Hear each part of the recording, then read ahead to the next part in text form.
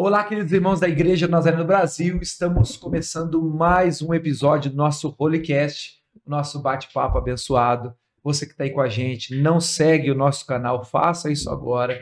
Curta já, ativa o sininho, comenta, faz tudo que tiver. Aquele like. Tudo que der para fazer, pelo amor de Deus. A gente não tá cobrando nada de você, então faça isso pra gente, que vai ser benção. Manda esse negócio para tudo quanto. Manda isso daí até pro vizinho, amigo, para quem você quiser, mas ó. Não esquece de dar um like aí, viu? Hoje a gente vai ter um papo especial. Todo mundo aqui tá feliz aqui dentro dessa sala. É a maior concentração de São Paulinos por metro quadrado. Então a gente tá feliz hoje, você vai entender por que daqui a pouco. Mas não que você, corintiano, flamenguista, é bem-vindo aqui também, viu? Quem sabe se converte no meio do caminho, o pastor Antônio Carlos está lá vascaíno roxo. Não, você também é bem-vindo, pastor. Silvio, apresenta o nosso convidado. Bom, hoje para mim é um prazer ele estar aqui hoje, né? Apresentando o nosso convidado, Silas. Um amigo, conheço há muitos anos hoje, para a gente conhecer um pouco mais, e como a gente sempre começa, Silas, aí como é que a Igreja do Nazareno entrou na sua vida, na vida da sua família? Muito bem-vindo chegar aqui com a gente. Obrigado, Silvio, Rafael, prazer estar com vocês aqui. Não, primeiro eu preciso começar falando um pouco você falou de São Paulino aí, porque o pastor Ari Veloso, que era pastor da Igreja Batista, ele falava assim que o justo florescerá como Palmeiras, né? Torcedor do Palmeiras. O pessoal lá da Baixada, lá Santista, diz que tem que ser santos, né? Ser de santos. Nós, os São Paulinos, temos o melhor apóstolo, né? Um deles, que é o São Paulo. E pro Corinthians, o que sobra? Sobra duas coisas. O lado derrotista, que o Corinthians até na Bíblia perde, né? Que é Coríntios 1, versículo 2. O lado vitorioso é que diz que Deus é da fiel, né? Então, mas não sei então onde que tem de verdade. Não, prazer estar com vocês. Na verdade, a Igreja do Nazareno tem um papel fundamental na minha vida, na minha história, na história da minha família. E nós crescemos, na verdade, na Assembleia de Deus. Só que a mãe faleceu quando a gente tinha 5 anos de idade, o Paulo e eu, uma família de 9 irmãos.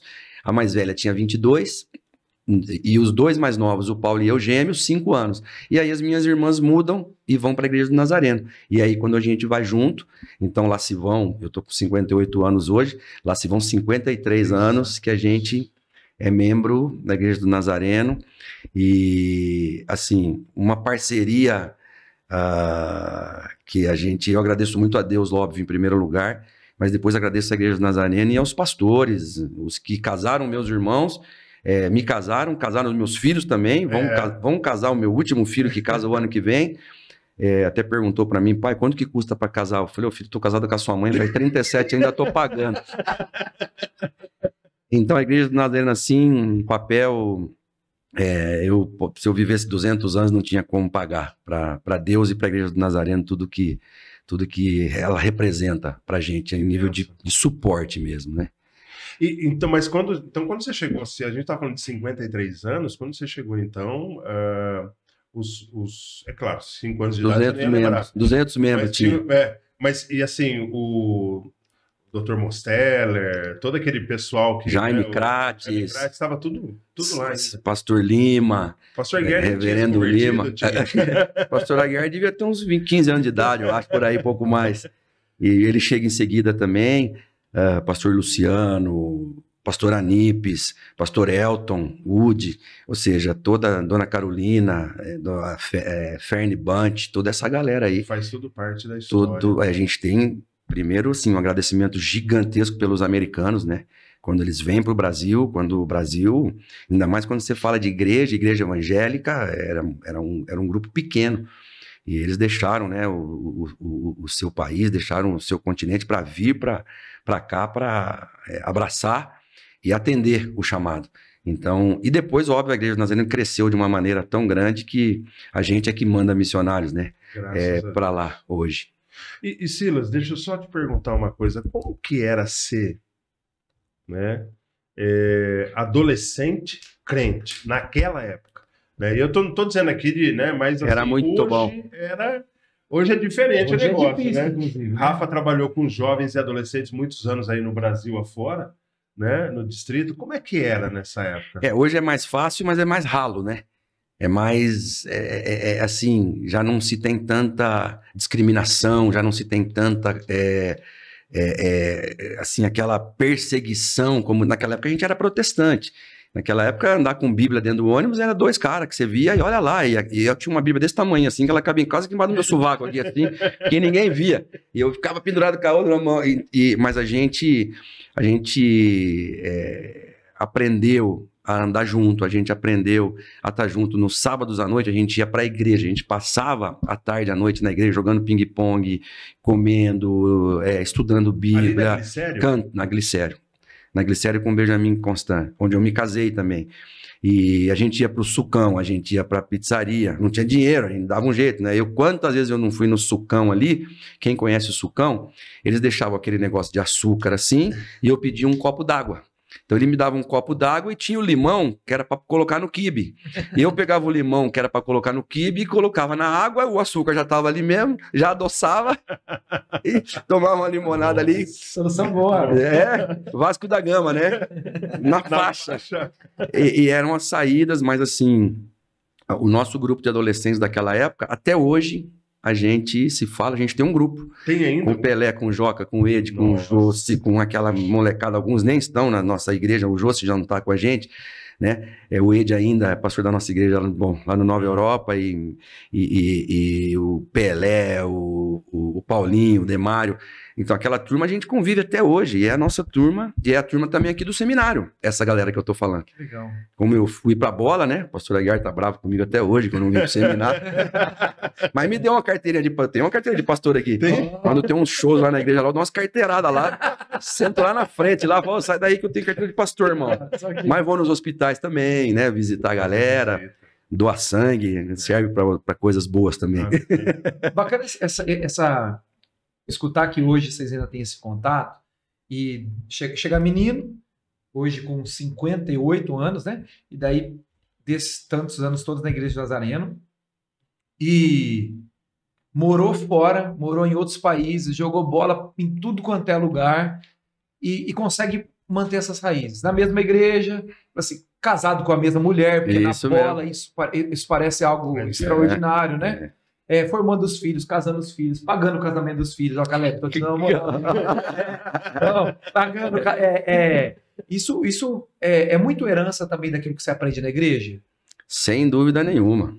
Joguei muito papel higiênico acumulado também na cabeça dos negros lá na rua, pois os caras não achavam a gente ia lá pro 3º andar lá, tinha uma salinha cheia de cadeira lá, a gente se escondia lá, mas assim, a igreja tem essa força de unir a gente, e não só de passar a mão na cabeça, mas também uma vez nós jogamos contra o Curitiba, São Paulo e Curitiba, lá em Curitiba, e tinha um zagueiro lá que chamava Paulo, ele tinha uma trava de chuteira dessa altura aqui assim, ó.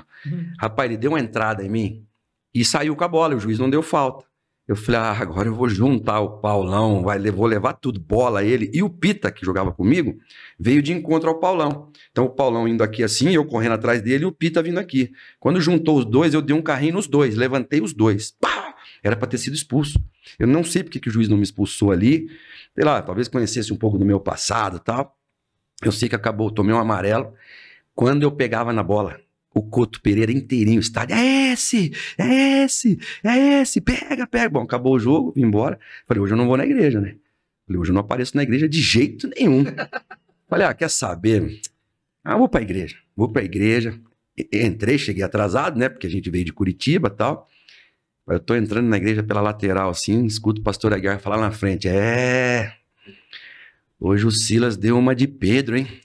Quase arrancou a orelha do Malco.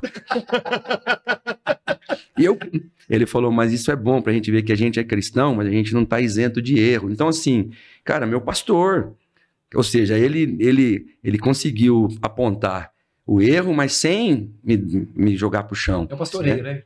Brincou, falou a verdade. Não deixei de ir na igreja por conta do meu erro. Então, assim, isso é igreja. Quantas vezes eu saí com ele, e aí, vamos fazer uma parceria aqui nesse missionário, vamos fazer isso aqui, vamos no banco da igreja, vamos não sei o quê. Por exemplo, meu casamento. Ele me chamou e falou, você gosta dessa menina aí para casar? Eu falei, por quê, pastor? Ele falou, porque ela gosta de você para casar. Eu falei, mas tem mais 4 na fila. Eu falei, não, eu gosto dela para casar. Ele falou, então, de setembro eu tenho data, pode marcar o dia. Nossa. E ele falou, porque você já tá jogando, o clube já paga um aluguel para você de um apartamento. Ele falou, normalmente os meninos, eles esperam crescer, arrumar um emprego, se estabilizar um pouquinho, termina os estudos, tal. No seu caso é diferente. Eu falei, não, eu gosto dela, então pode casar. E a gente tá 37 anos casado aí, assim, graças também, óbvio, a gente iria casar de qualquer jeito, mas é bom você ter uma pessoa que fala, cara, você não tá sem o seu pai. Então, seu pai agora sou eu. Tá sem a sua mãe. A sua mãe agora é a Lúcia, né? São suas irmãs.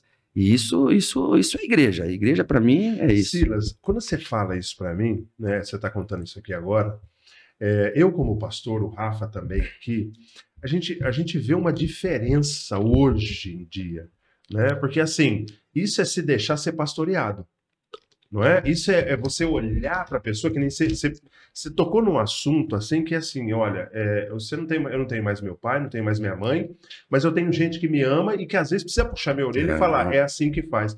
Como é que é hoje esse negócio aqui? Porque hoje para nós, né, é muito difícil a gente ver essa relação. Delicado de você entrar no particular, né? Magoou você, machucou, é ruim. Por que hoje acontece isso? Você sabe, essas questões de não se permitir deixar ser pastoreado. É que a gente vive num contexto hoje completamente diferente daquela época nossa. Naquela época nossa, por exemplo, era muito pai e mãe junto. Hoje, de cada 10 casamentos, 6 terminam antes do 3º ano de casamento. Então, hoje, os casais, eles idealizam muito, mas também se frustram muito. Ah, se não for do meu jeito, a menina fala, não vai ser do jeito dele. Aí o cara fala, também se não for do meu jeito, também não vai ser do jeito dela. Hoje um menino engravida uma menina, e o pai e a mãe da menina falam assim, não, a gente não vai casar não. A gente vai cuidar.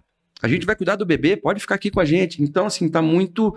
Antigamente, engravidou era acabou. Escopeta na cabeça do cara, espingarda, vai casar e vai até o fim e banca, porque você não foi homem para fazer, agora você vai ser homem para cuidar também. Então, eu vejo essa diferença. Então, hoje... o exemplo, ele vai muito mais quando a gente fala de governo espiritual no lar, é o homem. Tem até uma estatística que fala que quando uma criança vai para a igreja, 2% da família vai. Quando é a esposa, a mulher, 17% vai. Agora, quando é o pai, o marido, 92% a 95% vão para a igreja. Então, por quê? Porque existe essa questão de, assim como Deus é o cabeça de Cristo, Cristo é o cabeça da igreja, o homem é o cabeça da mulher. Mas não no sentido de, não, quem manda aqui sou eu, pronto, acabou. Não, no sentido de dar exemplo. Porque Cristo, ele foi exemplo dando a vida dele. Aponta a direção. Então, a gente mostrando pelo exemplo, e aí você governa a sua casa, e aí, por exemplo, do mesmo jeito que você governa sobre a sua filha, quando ela casar, você vai entregar ela para o marido dela, é ele que vai governar sobre ela. Então, assim, mas ela precisa saber que na casa dela, enquanto ela está solteira, tem um governo, quando ela passar a Carole casou. O Mateus hoje que é o governo sobre a Carole, a minha filha. Eu tô ali para dar um suporte e tal, mas... Então, assim, o que eu vejo que falta muito hoje? Esse discipulado. As pessoas, o homem entender que ele não basta só ele levar a mulher e os filhos, deixar na igreja e ir embora. Não, ele precisa ficar lá também. É o testemunho também no dia a dia, né? Justamente. Quando a gente olha para uma família e você vê, né? Essa coisa é o testemunho diário, né? O testemunho do pai. Nós estamos escrevendo um livro, só para fechar isso aqui, Rafael, chama 1 em 1 milhão. 1 em cada 1 milhão de habitantes do planeta tem a chance de jogar pela seleção do seu país. 1 em 1 milhão. Eu pude jogar pela seleção de base, a gente foi campeão do mundo sub-20, fui em 2 Copas do Mundo profissional e hoje ainda jogo pela seleção brasileira de mais. Então eu estou atravessando a minha vida praticamente jogando. Você foi o melhor jogador, né? Em 85, na Rússia, isso, do Mundial Sub-20, isso. Mas por que eu estou falando isso? Porque essa não é a minha maior vitória. A minha maior vitória é a minha família. É os 3 estarem encaminhados. Natan tem 33, Carole 30 e Caleb 26. A minha maior vitória é essa. Porque de que adiantaria? Não adianta nada. A Bíblia diz, né, que não adianta você ganhar o mundo inteiro e perder a sua alma. E aí a gente pode colocar a família inteira. Totalmente. Porque hoje, eu também olho para meus filhos, né? Os meus filhos, ele tem papel de liderança lá na igreja. Meu filho está dando aula para adolescentes. Meu filho tem 20 anos, ele dá aula para os adolescentes de batismo. Preparando para o batismo, né? Legal. A minha filha louvor e também é líder lá na igreja. Então, assim, quando eu olho para isso, eu falo que eu acho que eu também penso isso. A maior vitória que a gente pode contar né, é nessa área mesmo. Você vê os filhos, herança, né, herdando aquilo que a gente passou pra E é eles. luta, hein? Ah, fácil não é. E é luta. Casamento, criação de Quando filhos. você ia trabalhar fora, morou em outros países, e essa vida do jogador e do treinador é muito estável, né? Ia todo mundo? Como é que vocês faziam? Enquanto jogador foi todo mundo. Eu joguei durante 21 anos, né? 3 como amador, 18 como profissional.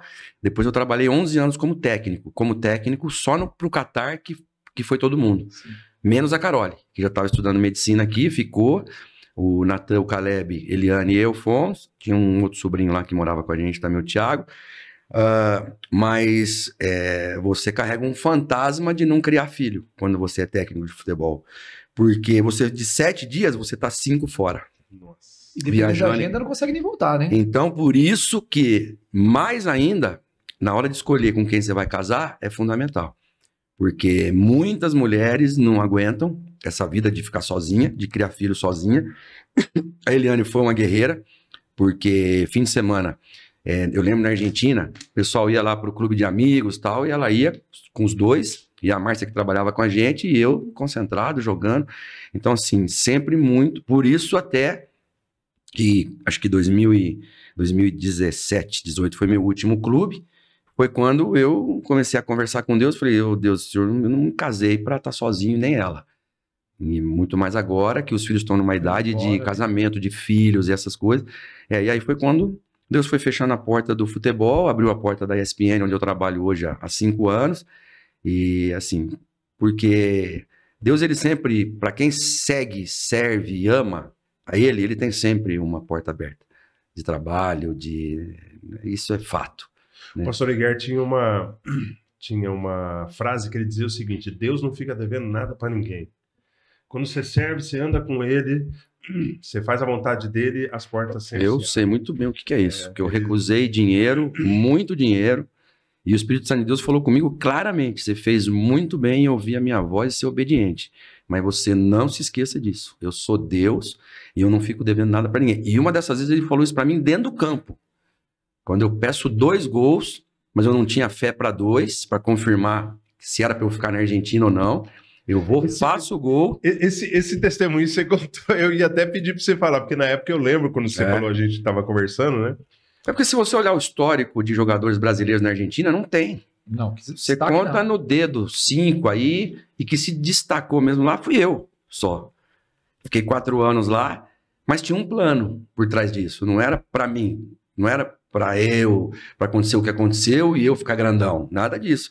E aí, quando eu vou para Argentina, eu orei e falei: Deus, o senhor me quer aqui mesmo? O senhor tem certeza absoluta que o senhor me quer aqui?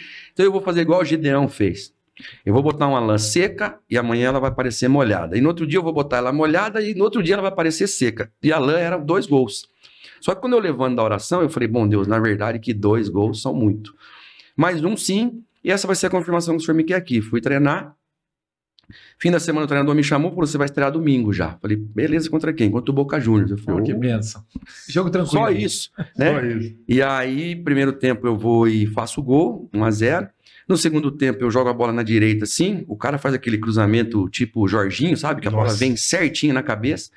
Eu só dobrei o joelho para cabecear e quando eu vejo entram 3 defensores do Boca. Eu dou 2 passos para trás e cabeceio. E entra um cara lá, chamava Modja, né? A bola pega na cabeça dele, saiu. Quando eu caí assim, que eu já ia comemorar, cara, eu arrepiei da cabeça na ponta dos pés e comecei a chorar. Porque Deus falou comigo ali: se você tivesse me pedido os 2 gols, eu te daria. Uau. Porque eu sou Deus e pra mim não tem nada impossível. E eu comecei a chorar, os meus amigos: Pablo, que passa? Não passa nada. Também nem explicar pros caras ali, pros argentinos, o que tava acontecendo, né? Ganhamos de 1-0, eu pareci o Maradona, minha estreia, tudo. Depois, em 6 jogos, eu fiz 5 gols. Inclusive, fiz o gol mais bonito da minha carreira contra o River Plate. Um gol que eu pego a bola no meio campo, saio driblando todo mundo e entro quase que com bola e tudo. Então, confirmou que era para eu estar ali, cumprir aquele plano que Deus tinha para mim durante aqueles 4 anos. O gol que eu faço contra o River, e aí eu falo para as pessoas: Deus não precisa de você 100% para fazer o que Ele quer. Eu estava operado, um rasgo aqui na perna que eu tenho até hoje, um rasgo desse tamanho assim, e aí com a camisa 15, com a camisa reserva, que foi o único jogo que eu entrei no segundo tempo com a camisa número 15. Os outros jogos eu joguei com a camisa 10. Então, ou fui titular com a camisa 8, mais com a 10. E com a 8, um ou outro jogo. E aí eu falo para as pessoas que era para eu não ficar grandão. Porque eu faço o gol mais bonito, mas eu tava de reserva, parece eu saindo comemorando com a camisa 15 aqui atrás. E quem vê fala, entrou depois. Eu sou. Entendeu? Então, assim, eu falo para as pessoas, Deus, ele usa essas coisas meio loucas, né? Para confundir aquelas que acham que são alguma coisa, né? E isso vai aumentando a fé. Uma vez o Vélez Sarsfield ganha do Milan no Mundial. O Vélez ganha do São Paulo aqui. Isso. E aí vai jogar contra o Milan no Japão 94, e ganha do Milan. 94. Isso. E aí eu tô indo para jogar contra o Vélez. O Vélez tinha um timaço. Eu tava muito inquieto no ônibus, quando a gente sai da concentração lá, muito. E eu falei, Deus, dá um sinal aí que nós vamos ganhar esse jogo, eu tô muito inquieto. Tá? E aí alguma coisa falou para mim, pô, mas você acha que Deus não tem mais nada para fazer do que ficar pensando em te dar um sinal, se você vai ganhar o jogo ou não? Aí eu falei, é verdade. Aí veio um outro pensamento, pedis e não recebes, porque não pedis em nome de Jesus. Eu falei, quer saber? A Bíblia fala que a intimidade de Deus é para aqueles que Ele ama. Então, se é intimidade, é intimidade. Eu falei, Deus, quero ver uma coruja no centro de Buenos Aires. Quero ver uma coruja, quietinho ali, eu sozinho. Eu falei, quero ver uma coruja. De repente, o ônibus muda de caminho. Porque se ele vai pelo caminho que você vai sempre, você fala, você já viu algum lugar ali, alguma coisa, vai passar num bosque, sei lá. No centro de Buenos Aires, só prédio e tal. Ele entrou num túnel assim, quando ele sai do túnel, do lado direito tinha um prédio. Não era uma coruja de verdade, era uma coruja pintada no prédio, do tamanho do prédio. E não tinha uma propaganda, nada. Coruja gigante, assim, a hora que eu olhei assim, nossa, eu arrepiei, cara. Os caras pelotearam a gente, bola na trave. O nosso goleiro pegava a bola, batia na cara dele, na perna do outro, saía. Ganhamos de 3-1 o jogo. Então, assim, tem coisa que, cara, quando você está fazendo a obra de Deus, quando você é obediente, parece, não é um privilégio, mas parece, assim, que Deus te permite você pedir algumas coisas que estão fora do circuito natural e normal.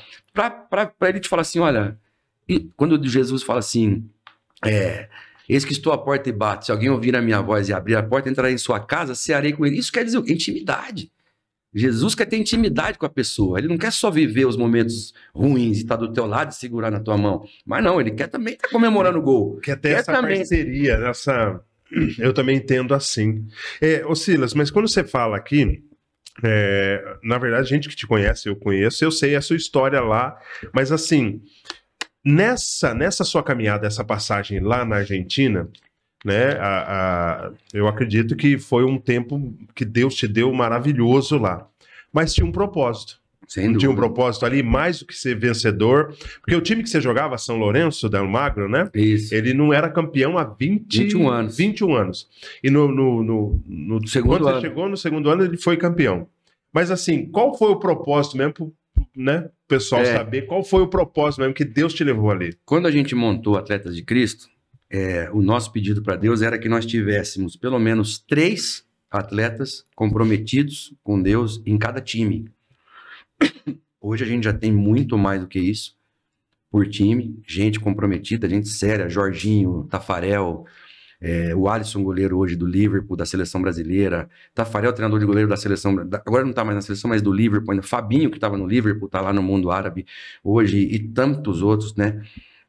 Então esse era o objetivo. Quando eu vou para a Argentina, já estava nos planos de Deus que isso acontecesse lá, e a gente começou na mesa da minha casa, um hondurenho, um armênio, um uruguaio e eu, assim, como a gente está aqui, tinha mais um. E a gente começou em casa, daqui a pouco a gente estava num bar lá que era maior um pouco, depois a gente estava num restaurante, e assim foi. A gente ganhou um programa de televisão, o judeu pagava o programa de televisão, porque a filha dele era apaixonada pelo lateral esquerdo e ele gostava de mim como jogador. Matias Sander pagou pra gente lá o nosso programa, que chamava La Gran Jugada, que a gente teve durante 6 anos. Eu recusei ir pro Japão. No primeiro ano, o pessoal queria montar o trio do São Paulo, Careca, Mider e Silas, no Caxiwa Rei Sol. Eu recusei muito dinheiro para ficar. E esse dia que eu venho em São Paulo, que os japoneses estavam lá com a camisa, fotógrafo, tudo, isso foi em 94 já. E eu falei, Deus, se for para ir, que eu me sinta bem. Na hora que eu estiver conversando com os caras. Mas se for para não ir, que eu me sinta mal. Porque eu sinto mal de estômago e tal. Quando eu sento na mesa com os caras, já comecei, o estômago começou a embrulhar. Falei pro meu representante, falei, seu Juan, vamos lá na outra sala. Ele foi, eu falei, não quero ir pro Japão. Ele falou, você não quer ir pro Japão? Eu falei, não, então vamos voltar lá. Voltamos, falou pro presidente do time lá, ó, o Silas não vai pro Japão. Ele falou assim pra mim, mas Silas, em 94, o Brasil tinha acabado de ser campeão do mundo. Dunga tá no Japão, o Jorginho tá no Japão, o Leonardo tá no Japão, o Bismarck tá no Japão, César Sampaio tá no Japão, você não quer ir pro Japão? Eu falei, não tem nada a ver com a vida de ninguém, não quero. Ele falou, é sua mulher? Eu falei, não, a mulher tá de boa, tá comigo faz tempo. Ele falou, você quer mais dinheiro? Eu falei, não passo por aí. E aí, quando a gente vai analisando os fatos, a Bíblia fala, né, que a segurança de um homem não está na abundância dos bens que ele possui. O cara pode ser milionário, a segurança dele não tá naquilo ali. E aí, bom, falei tchau pro japonês e tal. Quando eu saio, que eu vou entrar no elevador, o Espírito Santo de Deus fala de novo comigo ali. Óbvio que é uma voz na mente, né? É uma voz no coração, é aquela sensação forte, assim, parece que alguém tá falando com você. Até com uma voz audível, mas não era. Era um sentimento tão forte que ele falou assim para mim, você fez muito bem em ser obediente à minha voz, mas você não se esqueça de uma coisa, eu sou Deus e eu não fico devendo nada para ninguém. E aí eu volto para Argentina, a gente é campeão, depois de 21 anos, eu sou escolhido o melhor jogador, melhor número 10, não o melhor jogador, e aí eu jogo até hoje pelo Master do São Lourenço, eu vou pouco por conta do meu trabalho aqui, mas estou em contato com eles o tempo todo. Dessa mesa de 4 pessoas, a gente está no mundo todo hoje. América do Sul toda, América Latina toda. Assim, isso vale mais do que dinheiro, do que qualquer coisa. Porque quando quando foi pedido o livro Força para Viver, em 86 eu fui considerado o cristão mais conhecido no Brasil. E aí a Fundação Arthur S. Demós lançou um livro que chamava Força para Viver. Foram pedidos 4 milhões de livros. Mais de 10 milhões de pessoas tiveram encontro com Deus através daquilo ali. Nossa. Testemunho meu do Jorginho, do Dida lateral esquerdo, da Márcia Jardim, que era Miss Brasil, do Hector Cooper, que era o médico inventor do teste de Cooper e tudo. Ou seja, então assim, e a gente tinha outdoor no Brasil inteiro, e era muito legal a gente nas ruas, assim, ver lá os outdoors, eu, Jorginho, Dida lá. Os caras colocaram para espantar os bichos também. Mas deu muito resultado. E, cara, fruto de simplesmente a gente viver aquilo que a gente aprendeu, né?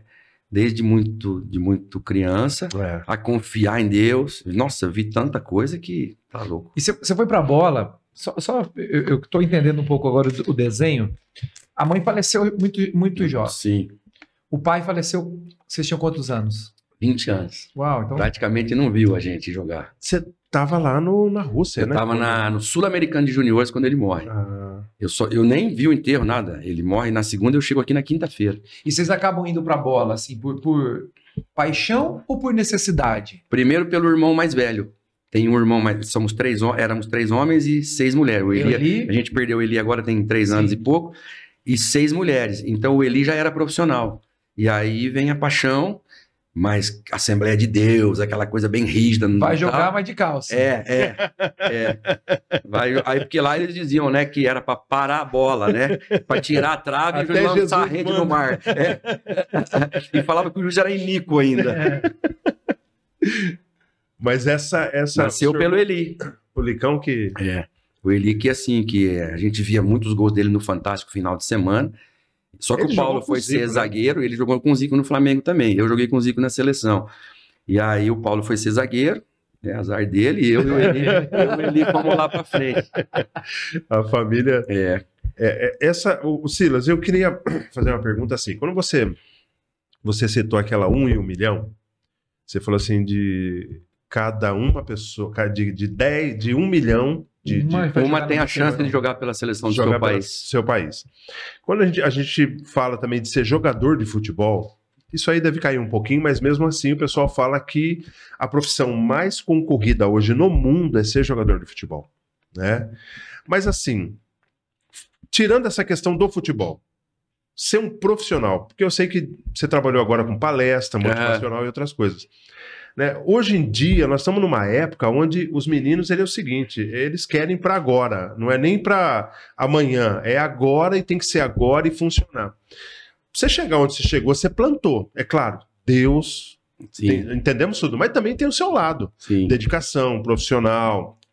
Como que é isso aí agora? Não somente no mundo da bola, talvez que o pessoal que está assistindo a gente aqui pensa que... Mundo corporativo também, né? Mas não é só isso. O Miles Murrow, que foi um conferencista, né, mundialmente conhecido, ele faleceu num acidente, né, de avião, né? E ele encontra o Michael Jordan num elevador. E ele fala pro Michael Jordan, posso te fazer uma pergunta? E o Michael Jordan fala, eu conheço você. Eu já assisti as suas conferências. E ele falou, o Michael Jordan falou sim. E ele falou, qual que é o segredo do seu sucesso? E o Jordan responde para ele, o segredo do meu sucesso é que eu sou escravo do meu talento. Então, cara, nada é fácil. E aí o Michael Jordan conta que quando ele começa a carreira dele, muitos já assistiram, ele treinava às 5:30 da manhã, sozinho, num ginásio escuro, cheio de barata correndo, e ele jogava 1, 2, 10, 100, 200, 500, 1000 bolas na cesta. Quando foi feito o draft para escolher os jogadores nos Estados Unidos, eles fazem um tipo de um Peneirão. Um peneirão, e aí não é um para o ímpar, mas os times vão escolhendo os jogadores que vêm das universidades. Então eu não sei como que é o sorteio para ver quem escolhe primeiro. Eu sei que ele foi o terceiro escolhido, ele não foi nem o primeiro. O Joaquim Olajuwon foi escolhido primeiro que ele. Ele era magrinho, ele não era um cara assim que chamava atenção no princípio. Quando ele vai pro Chicago Bulls, ele fica no banco de reservas e o treinador machuca um, o outro faz as faltas que não pode, tem que sair, o cara chama ele e fala, ó, tá vendo aquela cesta lá? Falou, a única coisa que você não pode fazer é quando a bola estiver na sua mão, jogar a bola lá. Aí ele falou, mas ele não sabia o que eu fazia às 5:30 da manhã sozinho, no meio das baratas. Então aí eu pergunto para quem tá com a gente, o que você e a gente faz quando ninguém tá vendo? Não só no plano do teu trabalho. Cara, quer morar nos Estados Unidos? Tem que falar inglês. Tá estudando inglês? Quando eu era menino, era muito caro. Eu queria botar aparelho de dente, eu tinha um dente sobressalente aqui, que jeito? O plano de saúde não cobria, era caríssimo. Só fui colocar quando eu virei profissional, porque aí consegui dinheiro para poder pagar o dente. Então, o que a gente está fazendo no plano normal, secular e material para melhorar naquilo que a gente é bom? Tá acordando cedo? Tá indo dormir tarde? Precisa estar magro, tá deixando de tomar refrigerante, ou o doce tá cortando. E no plano espiritual? Oração, leitura, frequência na igreja, dízimo, oferta, jejum. O que você tá fazendo? Para o teu homem interior tá fortalecido. Às vezes a gente, como a gente fala, né? A gente fazer sempre a mesma coisa, a gente não vai esperar resultado diferente. Não tem como. Então, o Michael Jordan, ele foi 14 vezes escolhido pro All-Star Games. Em 3 ou 5 ele foi melhor jogador. Ele ganhou 5 vezes a NBA com o Chicago Bulls. Para mim, é o melhor jogador da história do basquete.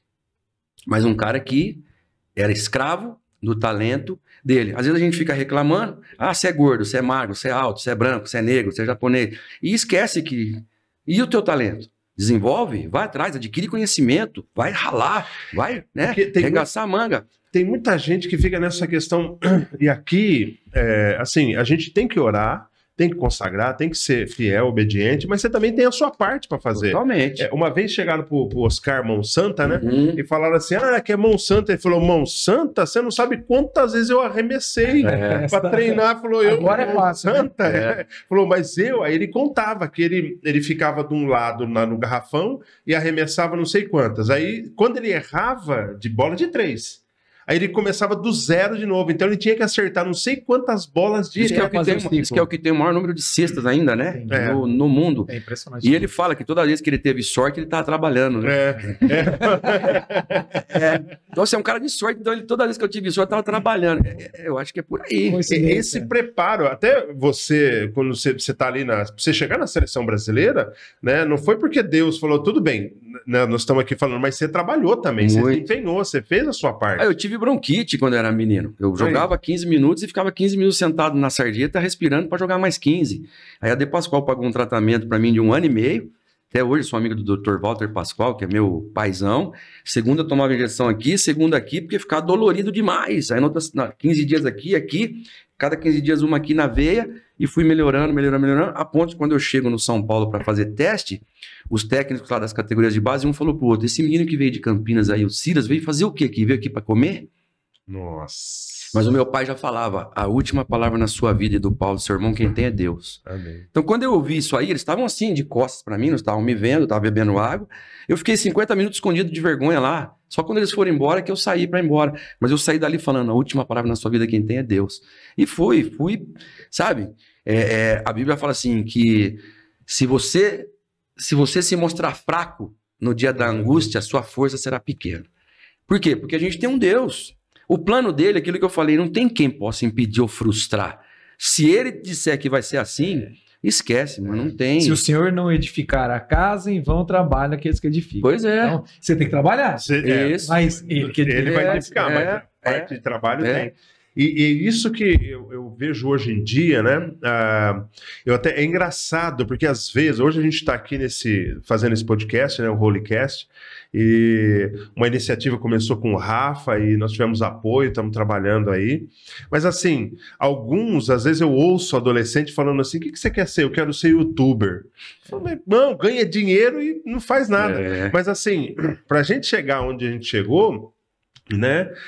Tudo para as pessoas, quando elas chegam, a gente, sei lá, hoje o maior podcast hoje deve ser o Flow.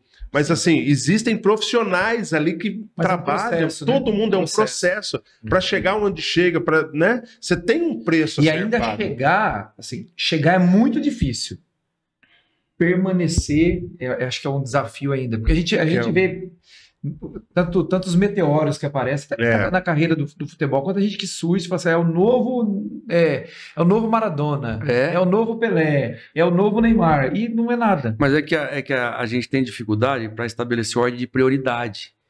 Então, por exemplo, quando Deus está em primeiro lugar na vida da pessoa, Deus, depois o casamento, depois a família, depois a saúde, depois o dom que cada um recebeu, e depois o trabalho. Não é que o trabalho ele está em último lugar, ele só está no lugar dele. Não é que ele tem menos importância do que as outras. Não, ele só está no lugar dele. E hoje a gente vai, se eu der conforto, se eu der dinheiro, se eu der presente, se eu der isso aqui, eu não preciso estar lá. E está equivocado. A presença, muito equivocado. Nada substitui a presença. O pai está ali. Antigamente, o pai pegava o filho e desmontava o carro. Vamos montar. Hoje quebra o carro, o cara joga o carro lá no lugar e compra outro. Quebrou a cadeira, ia lá e consertava. Então, os filhos iam aprendendo os ofícios. As filhas aprendiam a cozinhar com a mãe, com a tia, com a avó, ficava na cozinha lá. E aí, escutando as histórias. Pô, teu avô, teu pai, tua avó, tua mãe. E aí, cresce, sabe? Aí você fala, nossa, por que será que ela é igual à mãe dela? Hoje não, hoje... Fica muito longe, né? Fica essa distância, né? Essa coisa de pais e filhos. De cultivar a família, de manter conectado, perto, de falar a mesma língua, de ter a mesma visão. E a igreja são os únicos lugares ainda, não só a igreja evangélica, não, a igreja católica também, são os poucos lugares que ainda defende o casamento, isso, né? A família, que ainda defende, né? A família, entendeu? Então isso, e é uma luta, assim... eu, por exemplo, como a gente está casado há muito tempo, a gente é pai e mãe de muita gente. Meu filho tem lá em casa, ele tem um programa que ele começou de reuniões, ele mais dois, o primo e o outro, e a gente às vezes recebe 100 lá em casa. E você vê, dos 100, 20 tem pai e mãe junto. Os outros querem ser seus filhos. E a gente acaba sendo pai e mãe deles, porque a gente vê nisso uma oportunidade de, sabe? E aí você vê na vestimenta, quem está com pai e mãe separado, você vê no jeito de falar, você vê no interesse pelas coisas de Deus, porque às vezes uns estão ali porque está namorado, ou tem um pretendente, ou por causa da comida, ou porque é cool, né, ficar ali no meio, e é o grupinho e tal, mas assim, você vê pouca profundidade. E aí quando você liga pro pai e pra mãe e fala, teu filho tá aqui, viu? Tua filha tá aqui, vai embora com quem? Quem que vem buscar? Tal. Então, ela fala, pô, mas esse aí nem é meu pai, tá preocupado comigo. Isso é o que a gente faz pros nossos. A gente acaba transferindo pros outros. Meu filho tem 20 anos, quando dá 1 da manhã eu já ligo. E aí? Vai vir ou não? Porque eu já... Filho... Aguenta. Aqui é assim. Quando que você entendeu, Silas? Tá jogando, crente. Quando que você entendeu esse encargo de responsabilidade com os demais? Então, por exemplo, eu tô jogando bola, tô ganhando meu dinheiro, vou voltar pra minha casa, minha esposa, meus filhos. Cara, mas tem gente aqui precisando. Tem gente aqui que não conhece Jesus. Tem muita gente sem pai. Como que isso aconteceu de forma clara e como isso permanece até hoje? Atletas de Cristo começou em 78. Né? Eu começo a jogar profissionalmente em 84, 85. 78 eu tinha 13 anos. Então começo a jogar bem depois disso. O Alex Dias Ribeiro, esse piloto de Fórmula 1, o movimento começa em Belo Horizonte com o João Leite, né? O Baltazar. e depois ele vem para São Paulo em 82, 83, e aí é onde a gente aparece. E o Alex Dias Ribeiro, ele fazia uma reunião na casa dele, que eram as reuniões temáticas. Então, o atleta de Cristo e o dinheiro. O atleta de Cristo e o banco de reserva, o atleta de Cristo ser titular. O atleta de Cristo e o namoro, o noivado e o casamento. O atleta de Cristo e a imprensa. Ele acendia um palito de fósforo e a gente tinha, enquanto o palito estava aceso, era o tempo para a gente dar o testemunho. Na hora que ele apagava, você tinha que acabar. Então, assim, a gente foi aprendendo... Fazer isso na igreja, cara. A gente foi aprendendo já desde muito novo, quando o apóstolo Paulo dizia, sede meus imitadores, assim como eu sou de Cristo. Né? Todas as coisas contribuem juntamente para o bem daqueles que amam a Deus, aqueles que estão... Então, a gente foi, assim, a gente foi aprendendo a cimentar as bases do nosso crescimento, né? A quem muito é dado, muito será requerido. Da mesma forma que você julgar, você vai ser julgado. Então, assim, coisas da palavra de Deus que não tem como você, né? Instruir-te-ei, ensinar-te o caminho que deve seguir, sob as minhas vistas te darei conselhos. Deus falando isso pra gente. Cara, vai pra oração. Vai lá, vai ver o que Deus quer falar, se Ele quer que você vá para lá, se quer que vai para lá, né? Seja a paz de Cristo árbitro nos vossos corações. Cara, é o árbitro. Cara, você está indo errado aqui. Então, assim, tudo isso vai formando o homem interior. E aí, cara, hoje eu falo muito nas igrejas para homens, e quando Jesus disse assim, eu preciso ir, porque se eu não for, o Espírito Santo não virá. É o Espírito da verdade, que o mundo nem vê, não vê e não conhece. Mas vós o conheceis, porque ele estará convosco e habita em vós. Então, isso faz toda a diferença. Cara, o mundo não conhece o que é a obra do Espírito Santo. Aí você vai para Gálatas 5. E os frutos do Espírito, amor, paz, bondade, fidelidade, mansidão, domínio próprio. O cara não é um banana. O cara não é um careta. Muito pelo contrário. Cara, o cara tem domínio próprio, o cara tem mansidão, o cara tem temperança, mas na hora de ir pro jogo lá, o cara mete o pé lá e vai pra briga e vai pra luta. O cara é um cara que confia. Não é um cara que a Bíblia fala, né, que nem a onda do mar que é levada por vento a folha que é levada por qualquer um. Não. O cara é firme na posição dele. Então, cara, que mulher que não quer estar do lado de um cara desse? Que amigo não quer ter um amigo desse? Que patrão não quer ter um empregado desse? Que empregado não quer ter um patrão assim, com essas características? E aí, quando você olha para tudo isso, você vai falar, pô, mas eu também quero ser esse cara. Aí vem eu termino sempre as minhas palestras dizendo o seguinte, a humildade é uma virtude traiçoeira. Quando você pensa que a possui, já perdeu. Não é? Então, você é um cara que, pô, você sabe o que você quer, mas ao mesmo tempo, você sabe que isso não vem de você.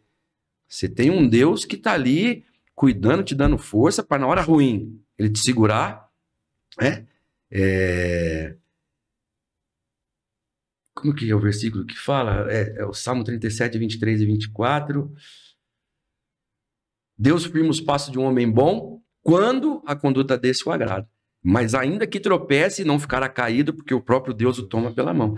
Cara, ele vai firmar os teus passos quando a tua conduta agrada a ele. Mas quando você tropeçar, ele vai lá, cara. Ele vai lá. Jesus chamou Pedro, quando Pedro estava afogando. Peraí, Pedro, cara, vem aqui, tô aqui. Silas, deixa eu te perguntar um negócio, assim. Hoje a gente... Vamos ficar aqui até segunda-feira que vem. Mas assim, se nessa caminhada, né, a gente olha a sua vida hoje, né, como foi até aqui, né, você já contou. Mas houve um momento na sua vida onde você precisava ouvir a voz de Deus. Você contou aqui que você já ouviu a voz de Deus. E de repente ela ficou calado, sabe? Assim, ó, pô, tô passando um... O que tá acontecendo? Por que eu não tô ouvindo? Não tô em pecado, não tô nada, mas... Né? E agora? Pra que lado eu vou? Fiquei 1 ano e meio com pubalgia, sem poder jogar. Já tinha ido nas 2 Copas do Mundo, não queria sair na rua, porque eu saía na rua, o pessoal falava, tá jogando aonde? Eu tô jogando em lugar nenhum. Na sua casa eu tô jogando. Dá vontade de falar pro cara. Pô, não me enche. E não queria sair na rua, e aí um dia eu tô em casa, orando, né, orando, e foi um período bem difícil, e aí tava escrito assim, você é muito bom quando os outros têm problema, mas é dessa forma que você reage? Por acaso não é a tua confiança em mim, a tua segurança? Toma essa. Cara, que tomei um carrinho sem bola do Espírito Santo. Tomei um carrinho no joelho. Parecia o Felipe Melo.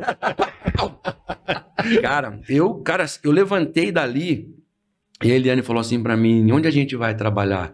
Eu falei, Deus tem coisa mais importante pra fazer do que arrumar clube pra quem não pode jogar. Eu falei, acho que tem um telefone tocando, mas não é o meu tá desligado. E eu peguei e falei assim, eu falei pra ela, Eliane, eu acho que Deus tem coisa mais importante pra fazer do que arrumar clube pra quem tá machucado. Eu vou no Guarani treinar, olha o que eu vou falar pra vocês. Treinando, o professor Bebeto de Freitas de Oliveira falou, atrás da chuteira à tarde, que à tarde nós vamos treinar com bola. Eu saio do Guarani, tinha um diretor de um clube conversando com o Beto Zini, me chamou lá, das 11 da manhã às 3 da tarde, apareceram 6 clubes. Uau. Depois de 1 ano e meio. Aí eu falei pra ele, e agora? Pra onde que nós vamos? Eu falei, agora vamos orar pra Deus fechar as portas que não são e deixar aberta só a porta que é. E aí fomos conversando, Deus foi fechando as portas, deixou a porta do Inter de Porto Alegre. E eu ainda tava com a pubalgia. Fui pro Inter, fomos bicampeões gaúchos e o Inter foi campeão da Copa do Brasil pela primeira vez. Nossa. Aí do Inter é que eu vou pro São Lourenço. Então, é tudo no tempo dele. Aí, e essa experiência a gente vai aprendendo. Mas assim, foi um tempo que eu não queria sair na rua. Amigos meus chegaram a falar, não, ele tá com dinheiro, não quer mais saber de bola, não quer saber mais de nada. Mas ninguém sabe. Isso até é uma lição pra gente. Quando você estiver lá no vale, ó, bico fechado e vai pra oração e vai buscar quem pode resolver. Não adianta ficar abrindo, chorando, se lamentando. Se você se mostrar fraco no dia da angústia, sua força será pequena. E isso então, é importante o povo entender, né? Que às vezes a gente dá a impressão assim que a gente é um super-herói que nunca passa problema. É. Nunca tem. Imagina sem mãe, sem pai. Nunca tem, né? Mas tem. Não, e o problema, ele é uma coisa muito subjetiva, né? Porque às vezes a gente olha para uma pessoa, já jogou em time grande, jogou em seleção brasileira, daí o cara tá passando um dia difícil, é frescura, né? Mas só quem passa, né? Cada um conhece as suas dores, cada um conhece as suas dificuldades, e às vezes a gente tem essa facilidade de julgar baseado na nossa própria experiência. Se eu fosse o Silas, eu também não ia fazer mais nada. E às vezes a pessoa não consegue observar isso, né? E às vezes a luta é contra o pecado, né? Sim. Às vezes a luta é contra uma arrogância, contra uma vaidade, contra um pecado mesmo que aprisiona a pessoa e a pessoa está lutando ali para tentar sair daquilo ali. Às vezes não é só um problema, né? Porque o mundo espiritual também, ele tá aí para isso, pra tentar derrubar e fazer. Totalmente. E nessa área, por exemplo, que é a sua profissão, que você, né, foi o profissional, é uma área muito exposta. Né? É uma área que isso eu nunca fui do meio, nem imagino, né, como até a esposa do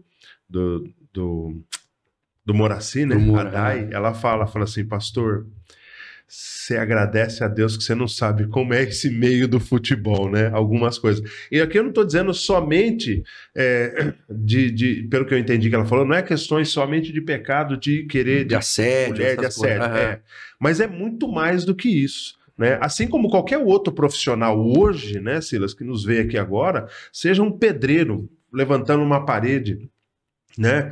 Economiza material que a gente vai, ou seja, qualquer outro. Se você não tiver uma base sólida no evangelho e falar, não, eu vou pagar um preço. Eu tô te falando isso porque eu perdi um emprego uma vez. O meu gerente falou assim, preciso que você vá no Poupa Tempo, se passe pelo Rafa para pegar o documento do carro. Eu falei, cara, não posso fazer isso, cara. Eu saí de lá algemado. Isso é mentira, eu não posso fazer. Eu falei, então você não serve para trabalhar aqui. Eu fui mandado embora. Então, às vezes, eu lembro que eu desci a Avenida Brasil, fui no canteiro do meio, e eu fui falando com Deus. Falei assim, não é possível, o que eu te fiz? Eu estou fazendo a coisa certa, eu mandaria eu passo certo. Parece que o poste que está fazendo xixi no cachorro agora, o que está acontecendo? E eu fui reclamando, entrei no Orozimbo Maia ali, para quem não conhece, né, Campinas, são 2 avenidas grandes, e eu falando com Deus. Falei, mas eu fiz o certo. E às vezes a gente faz o certo e passa por isso. Então, eu vejo isso aí como a tesoura da poda que Deus usa, né? Muitas vezes Deus usa para podar a gente, às vezes pessoas da família.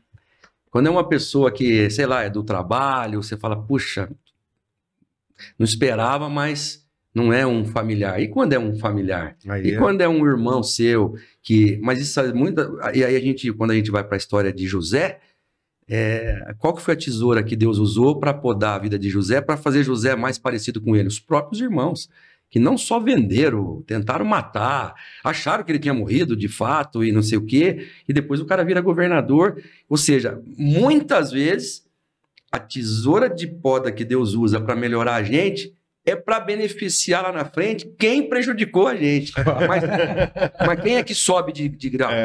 Quem é que sobe de nível? É a gente. Por quê? A história de Porque José, sim. Deus quer que você fique cada vez mais parecido com ele. E, cara, assim, eu já vi tanta coisa que às vezes lá em casa eles falam, pô, não acredito que você está reagindo desse jeito. Eu falo, gente, quando eu olho para onde eu saí, cara, não tinha possibilidade. E onde Deus me permitiu ir, se eu reclamar, eu sou muito miserável, se eu reclamar. Então não tem como. Eu tenho que olhar para frente. Eu não vou falar assim, não, eu vou chorar. Anteontem eu estava voltando, domingo eu estava voltando de Guararema, e parado em São Paulo num semáforo, e um menino colocando aqueles amendoins, aquelas balas, tudo. E eu cara, ele saiu assim para colocar nos outros carros, e alguma coisa, dá um dinheiro para ele. Eu não ando com dinheiro. E eu tinha dinheiro, eu dei R$100 para ele, cara. Eu dobrei na mão assim, abri o vidro, ele parou aqui assim, ele ficou olhando para mim e falou assim, é sério isso? Ele olhava pro dinheiro assim, olhava para mim e falava assim, é sério isso? Mas assim, cara, eu fiquei chorando, eu fui embora chorando, assim, e vibrando ao mesmo tempo, sabe? Assim, de falar, cara, eu não sei o que ele vai fazer, o que ele precisa, né? Mas não foi uma coisa natural. Eu não costumo dar R$100 para ninguém, semáforo. Se eu tiver Senão eu já encostava lá do seu carro hoje. Se eu tiver com um sanduíche, eu compro um sanduíche, eu compro um refrigerante. Eu tô com um refrigerante aqui que eu não abri, tem uma criança, eu dou pra criança, acabou, um suco e tal. Mas eu não, assim, não tenho esse costume. Ah, pô, tá falando aqui. Não, eu não tenho esse costume. Eu até gosto, a Eliane fala, não anda com dinheiro, porque se andar com dinheiro, você vai ficar dando dinheiro aí. Mas eu dou 10, eu dou 5, né? E assim, às vezes entro no mérito, às vezes não entro no mérito. O que a pessoa vai fazer com aquilo? Não importa. Mas aquilo ali foi um negócio assim que, sabe, como se eu estivesse visitando um preso, como se eu estivesse visitando uma viúva, que a Bíblia fala pra gente, né? Então, assim, foi muito... isso é um plano diferente do que a gente vive, né, no cotidiano, assim. Foi muito legal. Sabe uma das coisas que eu vejo em questão de generosidade, lidando com gente como pastor de igreja, e também, às vezes, o nosso coração também tá assim. Eu vejo uma pessoa... Eu tenho algo para fazer por ela, mas eu penso o que de fato ela vai fazer. Se ela merece, por que ela está aí. Mas, na verdade, a gente tem que olhar ao contrário. Né? O que eu gostaria de receber se eu tivesse uma situação dessa. Né? Então, acho que essa é a distinção da questão da generosidade. Eu vou fazer. O que a pessoa vai fazer, eu não sei. O que vai acontecer, não sei. Deixa com ela. Se você vê que a pessoa tá saudável, você já não vou dar nada. Sim. Porque você pode trabalhar. Pô, pega ali uma enxada ali, vai fazer um jardim e tal. Mas ali, cara, foi assim... E sabe quando você vê o semblante da pessoa, assim, bom, sabe? Um cara que tava batalhando mesmo e tal. Mas, cara, foi muito legal. Foi um negócio... É diferente quando a gente tem umas experiências assim, né? Quando vem no nosso coração essas coisas. Sabe quando você fez para Deus? Você não fez para aquele cara. Eu não fiz para ele, eu fiz para Deus. Deus falou, você fez para mim isso aí. Pode estar certo disso. Isso é recompensador. Ô Silas, hoje em dia, né? Hoje em dia você está lá agora comentando, trabalhando nessas questões de comentário esportivo lá na ESPN. E como que é hoje? Porque assim, o povo hoje deve estar pensando aqui, pô, o Silas 58 anos, tá bem, não passa mais nenhuma prova. Como que é hoje o cristão já maduro? Porque assim, jovem, você tem ali, como a gente falou aqui. Até eu estava pensando exatamente isso que você está falando. Porque de atletas de Cristo de 80 e pouco, daí... Tem técnico que torce o nariz, esses crentes saem daqui, perseguição daqui. Agora não. Agora o homem tem respeito. Agora é diferente. Você já escreveu o nome, o seu nome. Né? Porque o mundo do futebol, ele parece que ele é grande, mas não é. Então, por exemplo, as boates, as noitadas aqui em Campinas, todo mundo sabe onde é. E nunca ninguém me viu lá. Você acha que São Paulo é muito grande? Mas os lugares que todo mundo vai, também todo mundo sabe onde é. E os caras também nunca me viram lá. Vai ter que mentir se falar que me viu. Rio de Janeiro, Porto Alegre. Então, e esse mundo é um mundo que todo mundo sabe um pouco de tudo. Então, conforme você vai através... Também todo mundo sabe que eu estou casado já faz quase 40 anos. E isso todo mundo sabe que é uma vitória.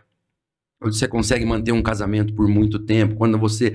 O Raí, esses dias, falei com ele, porque eu tô colhendo as assinaturas dos 11 que vestiram camisa 10 de seleção em Copa do Mundo.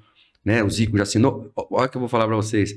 A minha camisa é da Copa de 90, a minha camisa 10. A última assinatura que o Pelé fez antes de morrer foi na minha camisa. Nossa. O Edinho, o filho dele, que falou pra gente no programa da ESPN. Cara, que orgulho, cara, assim. Aí o Rivelino já assinou, o Zico já assinou, o Kaká assinou semana passada. Já falei com o Rivaldo, com o Ronaldinho Gaúcho, com o Raí, né, que tá na França. E vai faltar o Neymar só. Vamos faltar esses 4 aí. Então, por que nós estamos falando disso aí? O que é a mesma pergunta primeiro? Da credibilidade. Que hoje... Isso. Então, as pessoas assim, eles sabem da sua história. E também sabem que, sabe, eu não tô para brincadeira hoje. Eu não sabe, eu quero atravessar o meu tempo, multiplicar esse talento que Deus deu, sabe, de ter credibilidade, de poder falar, de não ser careta, de poder falar de Deus. Antigamente você falava que o cara que tinha o QI elevado era o cara que sobressaía. Aí veio o Daniel Goleman com a inteligência emocional. Então era o que dominava as emoções, ou que pelo menos sabia lidar com elas, era o cara que sobressaía. E depois apareceu aí uma cientista que falando sobre a inteligência espiritual. Porque um cristão falando, o nego torce o nariz. Quando é um cientista, uma cientista que fala, e ela fala que o homem tem um ponto de Deus no cérebro, que é onde Deus se comunica com a pessoa. Espírito Santo de Deus. Né? Então, cada um falando... Então, assim, aí fica melhor quando... E aí a gente, que não é bobo nem nada, você vai, né? Se tiver que ser fraco com fraco, forte com forte, a gente vai, né, pelo caminho, mas contanto que a palavra possa chegar de uma maneira... E quando o que você fala está embasado por aquilo que você vive... Aí, às vezes é melhor só viver, né? Acho que era São Francisco que falava, né? Fale tanto de Deus que, se possível, use as palavras, né? Mas quando você de fato vive, e as pessoas elas percebem isso no jeito que você fala, no jeito que você se veste, no jeito que você age e reage, no jeito que você trata o grandão e o jeito que você trata o menor, o jeito que você trata a mulher, o jeito que você trata a criança, o jeito que você trata o idoso. Se no teu casamento tem gritaria ou se não tem. Ou seja, então tudo isso vai refletindo no ambiente que você vive e as pessoas querem estar perto da gente. E a gente é que faz o lugar. Por isso você perguntou dos lugares que eu vivi. Eu morei 6, 7 países, mas sempre quem fez o lugar, e países assim, Japão, totalmente extremo, cultura, tudo. Catar, totalmente extrema cultura. Europa já é mais fácil de morar, tudo. Mas quem faz o lugar é a gente. E aí, né, entra Deus, até porque você só vai para algum lugar que Deus te manda, né? O vento sopra onde quer, a gente ouve a sua voz, não sabe de onde vem nem para onde vai, assim, aquele que é nascido. Então... O homem é bom de Bíblia, viu? Acho que o pastor Aguiar vem dar carteirinha. Fez bem. Tô vendo aqui. Ô, Silvio, eu queria só perguntar mais uma coisa, depois eu falo, não vou falar mais nada. Você fala mais do que eu hoje. Não, mas... eu tô me controlando. Aqui a gente sempre é assim, eu falo mais. Na verdade é o seguinte, domingo agora, São Paulo joga contra o Flamengo, né? E diz que onde o cara chegou no Inter, foi bicampeão gaúcho. Chegou no São Lourenço, 21 anos, não era campeão de nada, foi para a seleção, campeão sub-20, melhor jogador. Ele podia estar lá sentado no Morumbi para ajudar nós, né, Silvio? Eu vou estar lá. Só não vou estar lá se eu estiver trabalhando, né? Mas aí eu vou estar trabalhando no jogo também. Mas, Você foi campeão como técnico no Flamengo? Não, fui campeão no Grêmio. No Grêmio? Lá no Catar 2 vezes. Fui campeão no Avaí, né? No Avaí. No Avaí. Onde que mais? Acho que como técnico, acho que foram essas aí. Mas foi legal, porque lá no Catarbu eu tive o Zé Roberto, o Diego Tardelli, tive o Alex, tive o Mark Brichiano. Foi bem joia. E no Grêmio, aquela galera toda, Borges, Jonas, Hugo, o Vitor Goleiro. Experiências bem boas, assim. Para o pessoal que está nos assistindo agora, tá na ESPN comentando, a pessoa pode assistir lá. Acabou os outros canais aí, gente. Mas eu sei que você também tem um trabalho com palestras, né? Uhum. E como que funciona isso? Só porque às vezes a pessoa tem interesse. A gente tem falado muito sobre isso, Silas, só para abrir um parênteses. Eu gravei um bate-papo com o pastor Daniel Antônio aqui também no nosso Holycast. E a gente falava sobre essa questão de que às vezes a gente está olhando... Meu aluno de futebol. Às vezes a gente está olhando muito para a gente de fora, né? E às vezes tem tanta gente boa aqui com histórias bacanas. Esse trabalho dessa entrevista é justamente para isso. É para o pessoal da Igreja Nazareno ver, olha, tem gente que nem sabia que o Silas jogou na seleção, campeão por um monte de time, é da Igreja Nazareno. Vai descobrir agora. Então, o que você está fazendo ministerialmente, fora, palestra, igreja? O que você faz hoje? Hoje eu trabalho na ESPN, né? Já estou 5 anos lá. Trabalho com o setor elétrico de energia também. Bem legal. Hoje está trazendo bastante economia aí até para as igrejas mesmo, né? E empresas, tudo. Trabalho, eu vou nas igrejas falar para homens, tenho falado muito para homens nas igrejas, tem sido muito legal, um tempo assim de mostrar governo espiritual, de falar sobre ordem de prioridades. A gente mostra gols também, leva as camisas lá, pede para os corintianos não ficar tudo junto, né? Questão de segurança, né? Depois acaba saindo. Do São Lourenço. E tem sido um tempo muito legal, assim, de mostrar para eles a comunhão com Deus, sabe? Que é uma coisa simples, que é uma coisa que pode ser vivida no dia a dia, que não tem caretice em nada disso. E aí, para o mundo corporativo, a gente até consegue, a palestra chama Como Transformar Sonhos em Metas. Então, porque o sonho, ele está no universo do pensamento. Mas a meta é como que eu tiro de lá e trago aqui para baixo. Como que eu trago para a realidade? Que legal. Quanto que eu tenho que economizar para comprar um carro? Pô, comprar um carro é um sonho, é uma meta, é um sonho. Mas e a meta? A meta é quanto que eu vou economizar para comprar aquele carro? Uma casa. Pô, é um sonho. Tá, o que eu tenho que fazer? Quero estudar na Europa. Tá, vou no Duolingo, ou eu vou entrar num curso, e aí quanto que eu tenho que economizar? Vou fazer 2 trabalhos num dia para ganhar um pouquinho mais de grana, vou ser um jovem aprendiz ali, falar com meu pai, não sei o quê. Então a gente vai assim... E no mundo corporativo é bom, porque tem o momento quando a gente consegue falar para eles... desse homem tridimensional, né? Que é o físico, que é a mente, que é o espírito. Então, mostrar para ele os 3 lá, e aí a gente entra na questão do QI, do QE, do QS, e aí, cara, e é assim, e eu sempre levo alguém comigo, um missionário, que a gente abençoa também, é fantástico essas questões. E é o que eu estou fazendo hoje, né? E eu tenho 2 netinhos já, que é a coroa já aí do casamento, né? A Carol está casada há 4 anos, ainda não tem o neto dela, né? O Caleb casa agora o ano que vem. Então, assim, a gente está respeitando as etapas da vida, sem deixar de trabalhar.